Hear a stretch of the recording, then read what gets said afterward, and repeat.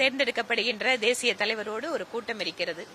இவை இல்லாமல் 23ஆம் தேதி தமிழகத்தினுடைய தேசிய ஜனநாயக கூட்டணியினுடைய முதல் பரப்புரை கூட்டம் என்றே சொல்லலாம். அதற்காக பிரதமர் மோடி அவர்கள் வருகை தர இருக்கிறார்.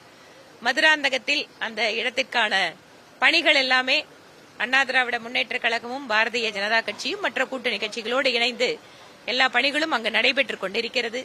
மத்திய இணையமைச்சர் திரு எல் முருகன் அவர்கள் தலைமையில் அந்த ஏற்பாட்டு பணிகள் எல்லாம் முழுவீச்சில் நடந்து கொண்டிருக்கிறது.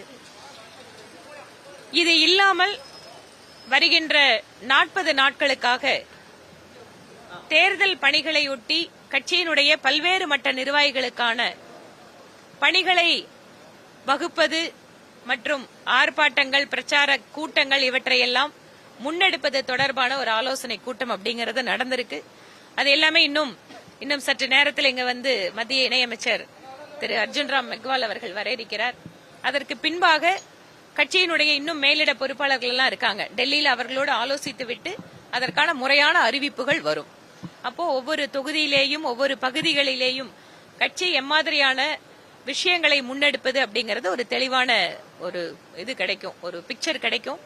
இவை இல்லாமல் இன்று காலை கட்சியினுடைய அணிகளுடைய தலைவர்கள் மற்றும் பொதுச் செயலாளருக்கான கூட்டம் நடைபெற்றது.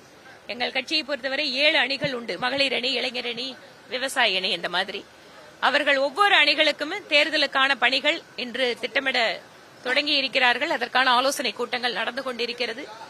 வரக்கூடிய பிப்ரவரி என்பது ஒரு தேர்தல் பரபரப்போடு இணைந்து கட்சியினுடைய பல்வேறு பிரச்சாரங்கள், உத்திகள் இதெல்லாமே முன்னெடுக்கக்கூடிய மாதமாக இருக்கும். அவங்க வந்து ஒரு ஜுடிஷியல் ப்ராசஸ்ல போயிட்டு இருக்காங்க. அதனால கோர்ட் விசாரிச்சிருக்கும் போது இடையில போது ஒருத்தராலையும் ஒண்ணும் பண்ண முடியாது. அது வந்து இந்த மாதிரி எத்தனையோ படங்களுக்கு நடக்கிறது தான்.